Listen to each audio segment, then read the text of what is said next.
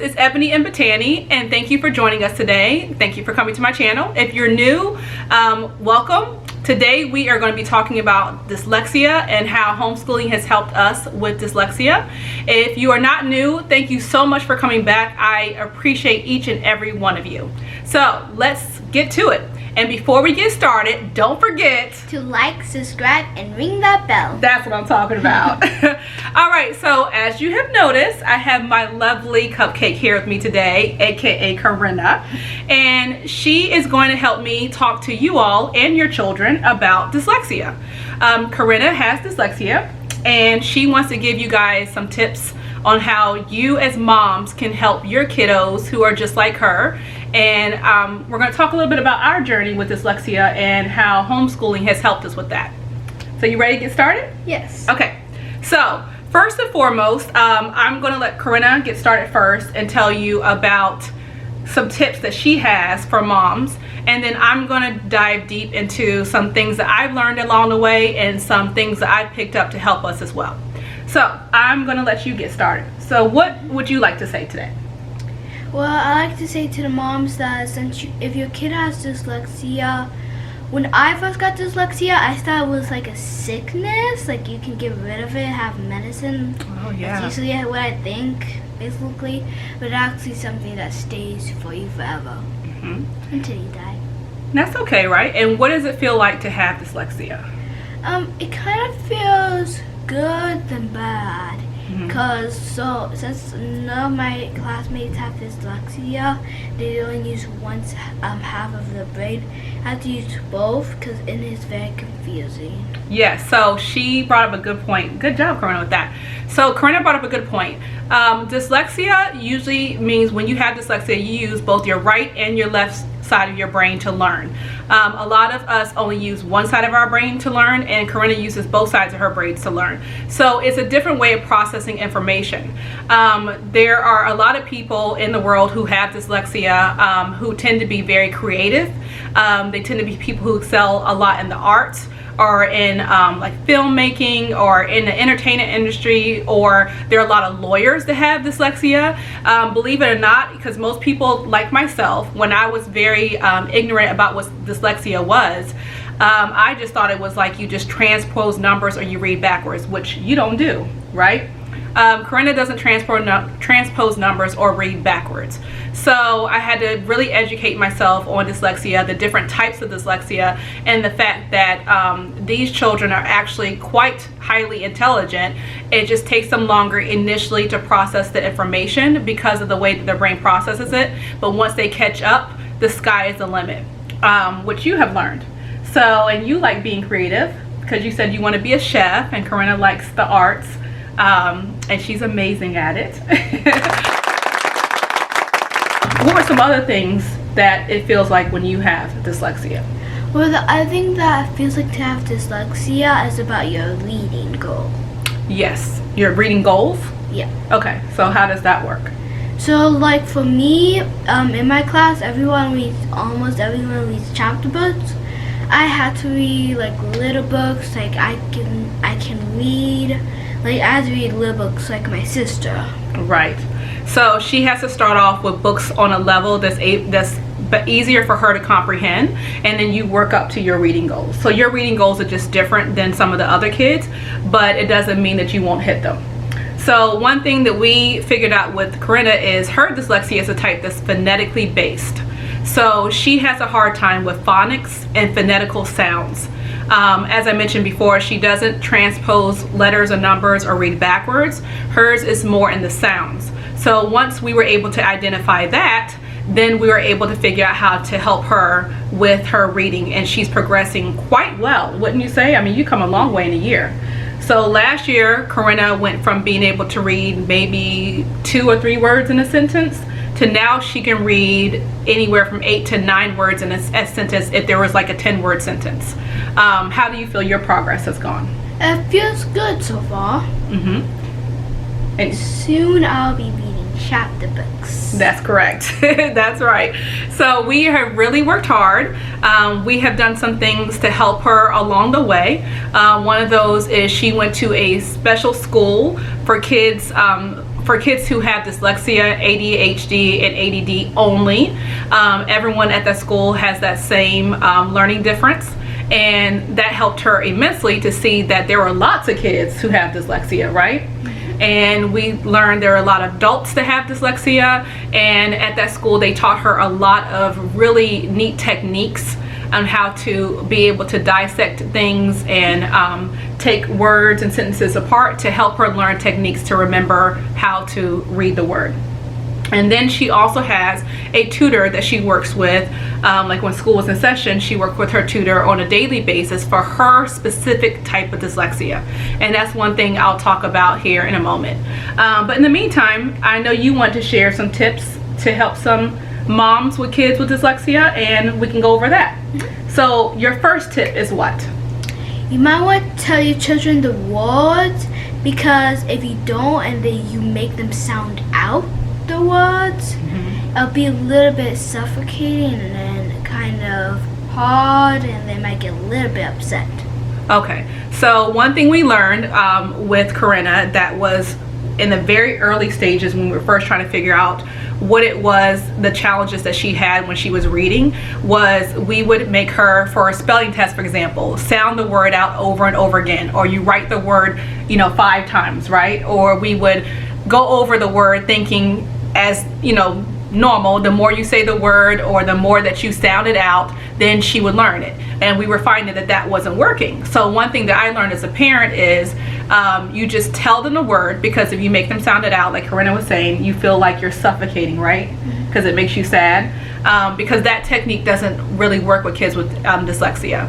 I went through parent training on how to help a child with dyslexia, and one thing that I was taught is, you can make them sound it out 1,000,000 times and they still may not get it.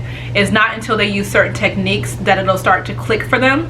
So that technique that you would normally use under like a traditional setting is not going to work for a child with dyslexia. So your first tip is just tell them the words, right? If they get stuck on a word, just tell them what it is. What is your number 2 step? My second thing of dyslexia is help them with reading audiobooks. And what do you like about audiobooks? They get to read to you. Yes. So the audiobooks really help. That was another tip that we got when it comes to chapter books or books that may be a level above what they're able to read. Audiobooks help immensely with them being able to just comprehend the material. Oftentimes kids with dyslexia, even though they can't read it, does not mean they're not comprehending what they are hearing. A lot of times they actually comprehend much better than their peers or their counterparts, because they're able to overcompensate for where they're lacking. So audiobooks help a lot, and you love audiobooks, right? I love it. Yes, you do. Okay, so we're gonna go to the third tip. The third tip is you should probably get them a dyslexia tutor that knows dyslexia. This year, well, when I was in 3rd grade, I'm now moving on to technically 4th grade. Yes. I had a teacher that used to teach dyslexia, and so that really helped with my dyslexia. And so that means I have 2 helpers, a tutor and a teacher. Right.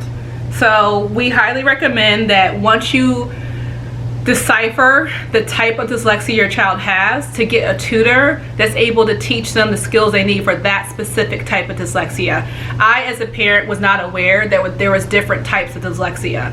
And when Corinna went to the specialized school, she goes for a summer program, and then sometimes she goes throughout the year outside of her normal schooling. One thing that I learned was that there is 3 different programs for dyslexia, and Corinna, the particular program that she uses is called the C program. There's also the flight program, and then there's a 3rd one, which I'm going blank. I don't remember what it is. Do you remember what it is? Can't remember. But there's 3 different programs for dyslexia, and it's really would be helpful if you can figure out which program suits your child's needs the most, because not all programs will be one that's going to help your child with their particular type of dyslexia. Number 4 is being around other people that have dyslexia, because then they'll feel pain of you having dyslexia and how to read and all that stuff. And they also have dyslexia, like you, and work two brains. So you like being around other kids that have the same type of learning difference that you have? Okay, so one thing that she loved was when she went to the school, she was in class with all of the kids. They all had dyslexia. So I remember the first day you came out of the school and she was so excited because she was like, Mom, there's kids that read just like me, and she was able to read better than some of the kids, and some of the kids were able to read better than her. But she really saw that it wasn't just her, that there are a lot of kids in her same situation, and she was able to gain some confidence from being in that type of environment. So I highly recommend that you find maybe some groups of kids that have dyslexia as well, and even if it's a study group or a social group or something, because it helps them to realize that they're not alone. So we're going to go into tip number 5. Tip number 5 is being able to read at my pace. So for my pace, I use my little sister's books. She has I can't read yet, and it says I can read. I'm at the pace where I can read, just not that much. Which is fine. So you like that you can read in your own time and you don't have to rush? Okay. So this goes into our homeschooling, right? So one reason that we feel homeschooling is really helpful, especially for her, among other reasons for my other kids, but particularly for her, is because she's able to go at her own pace. And in the very beginning stages of dyslexia, especially in the younger years, it's very important that they're able to kind of grow at their own pace. And oftentimes when she was in a school setting, the teacher would have to move ahead, right? Or even though she had a phenomenal teacher, she couldn't necessarily take all day just to work with Corinna. So in homeschooling now, we are able to not only work at her level, but she's able to go at the pace that she wants to go at, or that she can go at, and we can set goals that are just particularly set for her. So it's able to work on her self-confidence, her self-esteem, and she's able to really pick up the skills that are necessary for her to get that phonetical base that she was lacking. And we've seen a huge improvement with that and some of the reading, because now she has to sit down with me one-on-one, right? And we decipher every sentence and every word, and we go over the things that she needs to know, and then you get to grow from there. Yeah. Okay, that was wonderful. So any other last tips before I go into the homeschool part? My 6th tip, I just want to add this in, is since your dyslexia is not all of you. Some people, if you think it's all of you, it's actually not. I can play the piano without my dyslexia sometimes, because for the piano it also has like letters or words to it sometimes. But for basketball, I play basketball. It's not that hard because you don't have to read anything that much. You just have to focus. And just so you know, it's pretty smart that you get to use like both of your brains, and that means you're smarter, and you might cry sometimes, but you're still smart. That's very true. It can be frustrating sometimes, but when you see the growth, you'll be so excited. Have you been proud of yourself in this past year? Yeah. How do you think it's gone from where you were before? From scale of 1 to Okay, from 1 to I say it's a 1. Oh, okay, so 1 is really good. Yeah. Okay, so it's not a anymore. Yeah. Okay, that's wonderful. It used to be a It used to be that. Oh, okay, that's good. So see, there is light at the end of the tunnel, right? Yes. All right, thank you so much, Corinna. All right, you guys, Corinna, you'll see Corinna again. She is very passionate about helping other kids with dyslexia as well, so maybe we'll do some more of these, right? Yeah. And remember, if your kids have a question for Corinna, leave a comment down below. She would love to answer any questions that they may have. So now I'm going to go just briefly into some homeschooling tips for a child with dyslexia and how we map all that out in order to help her. All right, moms, that was some wonderful insight from my little sweetheart and what it's like to have dyslexia as a child. and we are both passionate about helping other moms as much as we can, or other families, because we have been on this journey for quite a while now, and it took us a little bit to get our bearings, but now that we are more than happy to share our tips and advice of what works for our family. So to give you a little bit insight about how homeschooling affects our journey with dyslexia, as I mentioned previously, the first major thing is that she's able to go at her own pace. She's able to take her time, and we are really able to sit down and decipher what her strengths and weaknesses are. We don't move ahead until she has mastered that skill, and we are able to also add in certain things that she needs in order to help strengthen her ability to be able to read and write.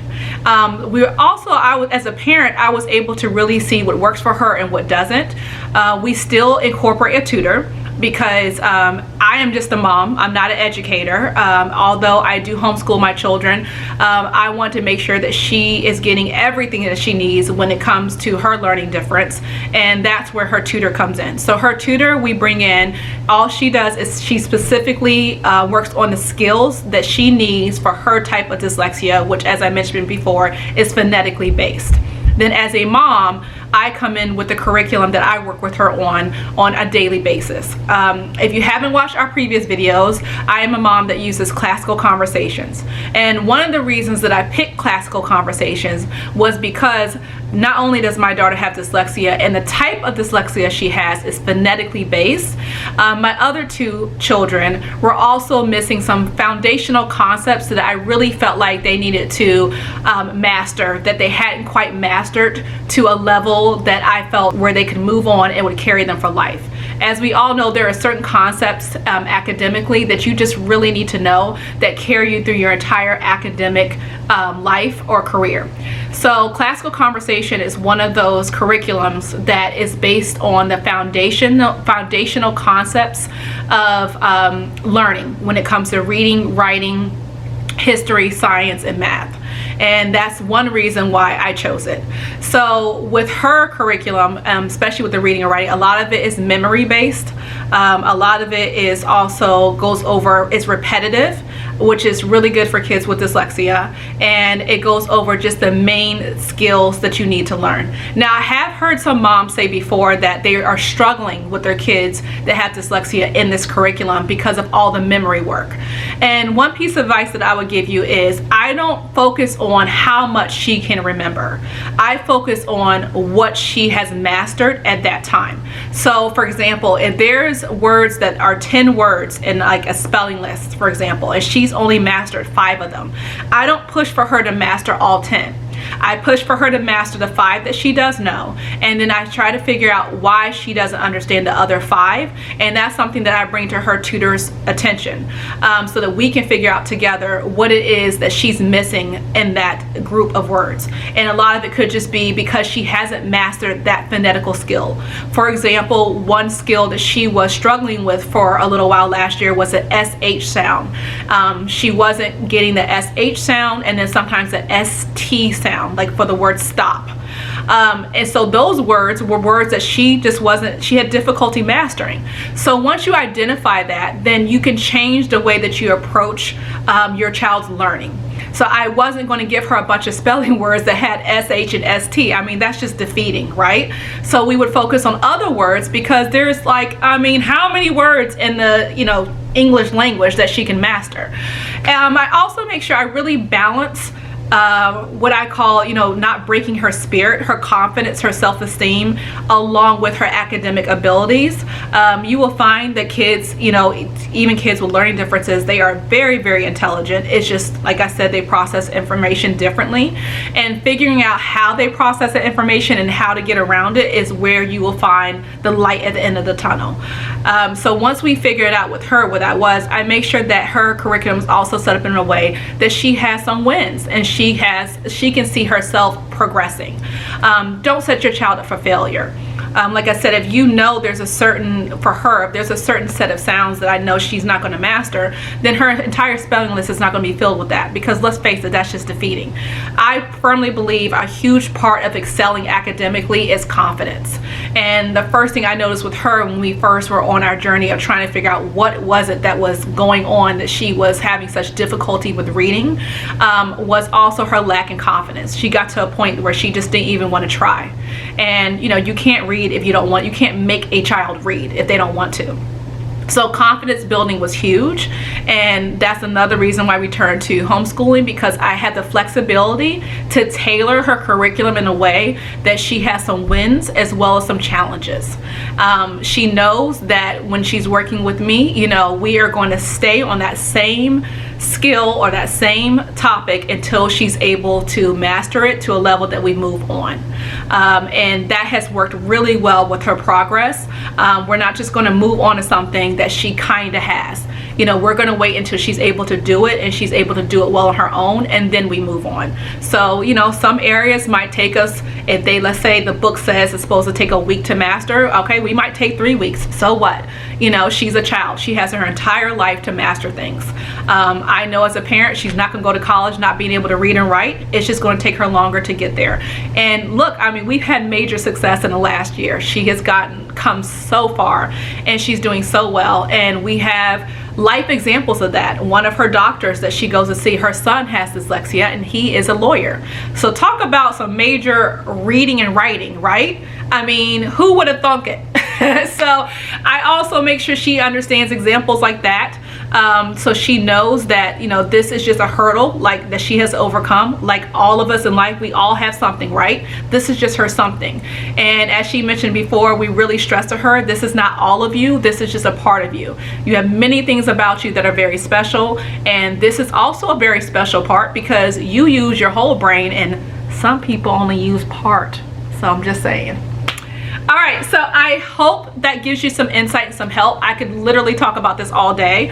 I'm sure I will be doing another video about this because I've had a lot of questions about it and how we navigate it, and I'm sure I'm probably leaving something out. So I will make sure that I post something else soon. I will go to more detail of how a day in our life in homeschool. I'm going to film. We start school in like 6 days officially. We kind of started, but we start officially in 6 days. So I will also show that to you guys as well. If you have more questions about anything that I didn't answer, I may have left out, please comment below. We would love to hear from you. My daughter would love to hear from you. And I hope you enjoyed this. And like I said, if you're new, thank you so much for joining. I hope you stick around. We have a lot in store. And if you're not, thank you so much for your support and for following my channel. And until next time, guys, make sure you give me a thumbs up, like, subscribe, and ring the bell. Bye, guys.